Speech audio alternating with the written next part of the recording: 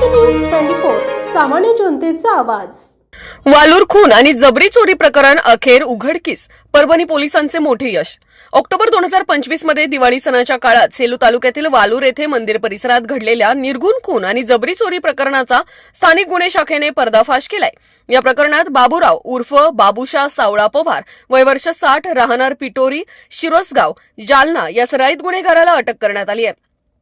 मंदिराजवळ एका महिला व पुरुषास मारहाण करून जबरी चोरी आणि आखाड्यावर झोपलेल्या संतोष आसाराम सोनवणे यांचा निर्घुण खून करण्यात आला होता। या घटनेने परिसरात भीतीचं वातावरण पसरलं होतं। पोलीस अधीक्षक रवींद्रसिंह परदेशी यांच्या आदेशानुसार स्थानिक गुन्हे शाखेने तांत्रिक विश्लेषण, गोपनीय माहिती आणि कसून तपास करत 15 जानेवारी 2026 रोजी आरोपीस शिताफीने अटक केली।